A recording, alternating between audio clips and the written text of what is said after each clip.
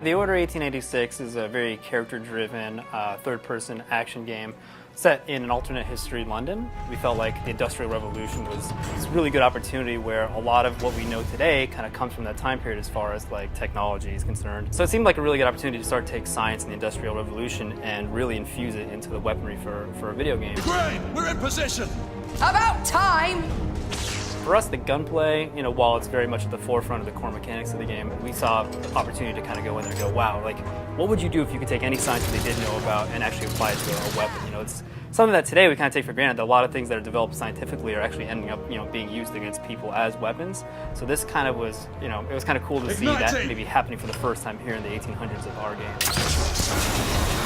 The PS4 was an interesting machine to start working on. It gave us the ability to do what we thought was kind of lacking in previous gen, which was really kind of crossing the boundary of believable characters in a video game. We're getting close to really being able to kind of, get out of the uncanny valley and let people see these characters emote and speak and feel in a way where you don't feel like it's a game anymore. What now? Lafayette, monocular.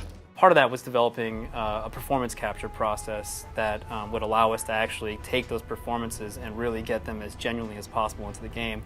So we developed very complex head rigs that are carried in the game. Our game characters are actually the same in cinematics as they are all the time. So when you're in cover and you see him scrunching his face, it's like that's the same guy, same face, same joints in that head as you see everywhere in the cinematics. It starts to kind of really blur the lines between what is cinematic and what is game, which is why we call the game film. Like the whole game feels like a movie.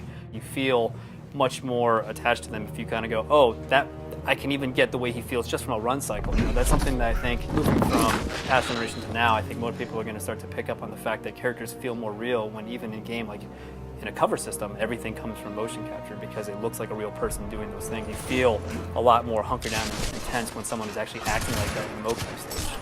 We have a really strong vision for the game. We just want to make sure that it's done right. So we have an early 2015 release for the game, and it's going to be exclusive to PlayStation